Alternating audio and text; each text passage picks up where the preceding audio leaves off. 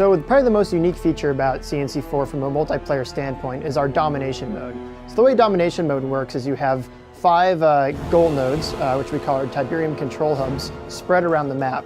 And the objective is to capture those nodes and hold on to them for as long as possible to accumulate points so that your team can win. So there's a variety of ways to win, but it's not just killing the other guy, it's objective based. Though you can kill the other guy, it will help you win. And the bigger the thing you kill, the more points you get.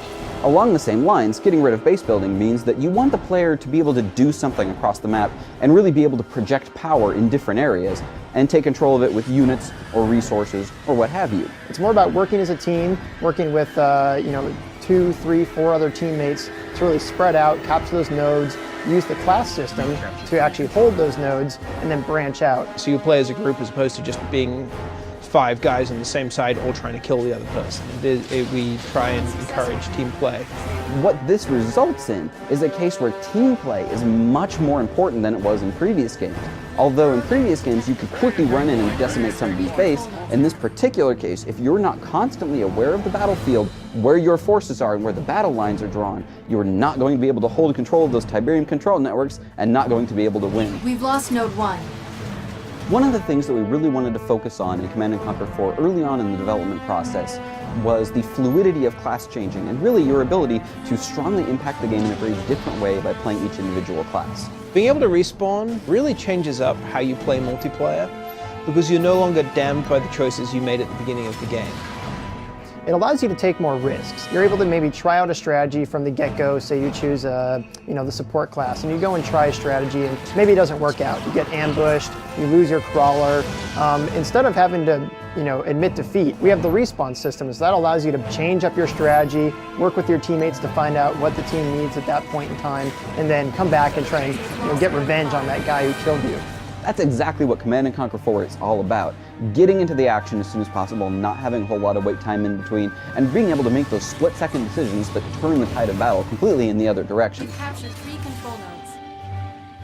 While CNC4 was designed around team play, it is actually an extremely fun 1v1 game. So hardcore 1v1 players, they can play 1v1, but we really want to draw them into the team play experience. We went to the point of having some of the world's best 1v1 players, guys who crush me without even loading the game, come in and play CNC4 and give us their feedback. One of the most surprising pieces of feedback we got was that they enjoyed 3v3, 4v4, and 5v5 a lot. But really, when it gets down to it, what makes Command & Conquer 4 the most fun in terms of team play, and what's really going to appeal to these high-end players, is how the different classes mesh with each other.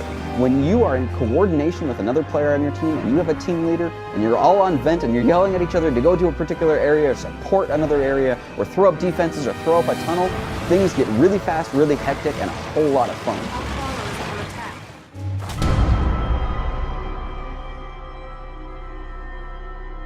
Just like in multiplayer, it's going to be very important to coordinate with your teammate in co-op to have the most optimal single-player experience. Yeah, you could both build tanks, but ultimately when something flies into your radar, you're not going to be able to shoot back at it. It's the best idea to have one player as one class and another player as another complementary class. Where, the class that you're playing, the class that your teammate's playing, the communication, all of that is still there. And so there we've actually designed our objectives, so it's more about how you go about completing the objective. Usually if you're in a defend mission, you can have one player play as defense and another player go as offense and complete the objectives around the map, while one player really creates a home base, creates a large number of defensive structures, and plays the base building game, which is still a lot of fun in these single player missions where you can really hole up in an area and defend against a large number of AI forces. We don't want it to be, this is the offense class objective. It's more about, this is the objective. As the offense class, you could take this route, but if you were playing as offense and your friend is defense, this is a good way to do it.